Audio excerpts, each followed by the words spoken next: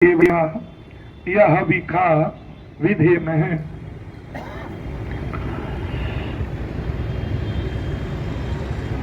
58 दिन से संघ समिति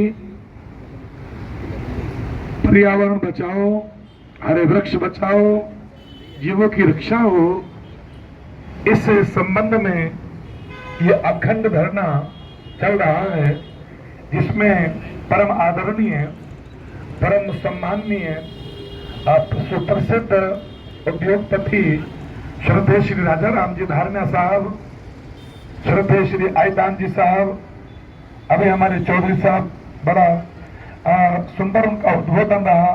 मां साहब सही प्रधान जी, मैं श्री भैया साहब, धन्यवाद साहब ज्ञापित करता हूँ, धन्यवाद साहब सभी का आभार जी साहब कि आप इतना संघर्षशील व्यक्तित्व के धनी है। संघर्ष को आपका संघर्ष प्रतिदिन जैसे जैसे धरने के संघर्ष देने के लिए तत्पर रहते हैं, वैसे वैसे आपका हौसला भी और बढ़ता जा रहा है सभी का, वैसे वैसे आए बहुत और धन्यवाद कर्तव्य के प्रति करता हूँ, उत्साहित कर रही है सभी का मैं आभार व्यक्त करता हूँ कि आपने संघर्षशील धरने में भी एक धनी है।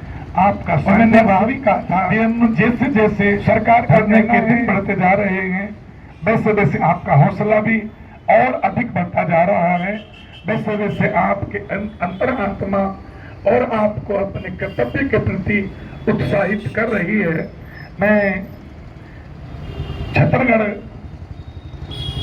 धरने में भी एक दिन आया था और मैंने वहां भी कहा था, सरकार का कहना है हम विरासत भी रहे और विकास भी हो, तो मुझे नहीं लगता कि विरासत कहीं बच रही है।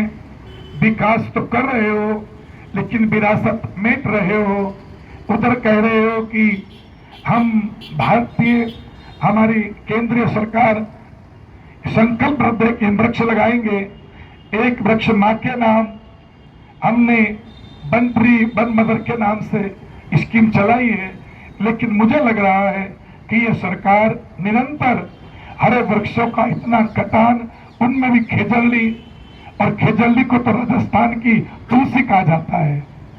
ये तो वो वृक्ष है जिसको शनि वृक्ष माने। अगर शनि की दशा भी कोई उल्ट पुलट हो जाए तो शनि की लकड़ी मांगने से वो दशा मिट जाती है। लेकिन उनका क्या होगा जो खेजलियों को, पेड़ों को नष्ट कर रहे हैं। हमारी सरकार से एक ही डिमांड है, हमारी सरकार से एक ही मांग है, आप विकास करो लेकिन खेजल्डी का विनाश मत करो। हमारा जीवन आज यहाँ कई संघर्ष सेवा समिति के सदस्य जो बहुत ही संघर्षशील हैं और ये हमारा वादा है। मैं बहन अलका के इस वक्तव्य का समर्थन करता हूँ।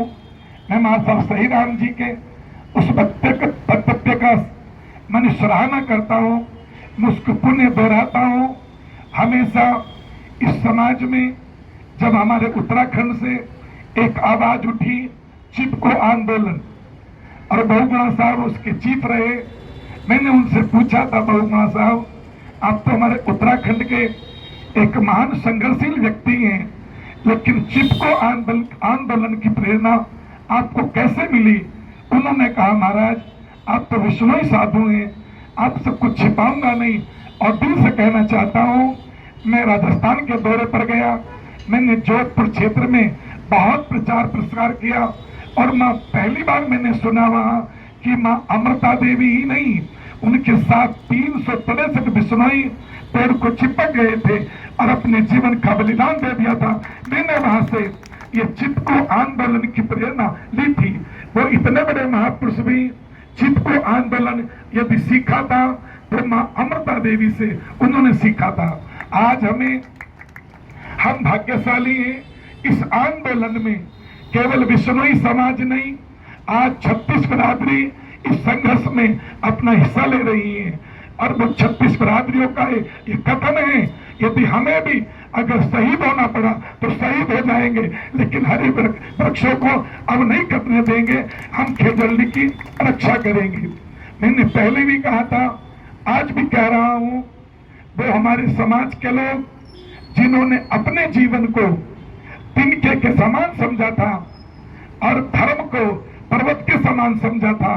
हमारे गुरुदेव का एक ही नारा रहा था कि जहां तक बने कीजिए जीव रक्षा, न काटो कभी हरा कोई वृक्षा। हम निवेदन करना चाहते हैं, जब भारत सरकार या भारत के राजाओं के पास ना तो कोई ऐसा कानून था, ना ऐसा कोई नियम था, तब भगवान जाम्बो जी ने जब वो रोट्टू नगर में गए थे तो 3700 खेजड़ियां एक रात में लगाई थी। याद रखो कि हमारे गुरुदेव ने 3700 खेजड़ी वृक्ष एक रात में लगवाए थे।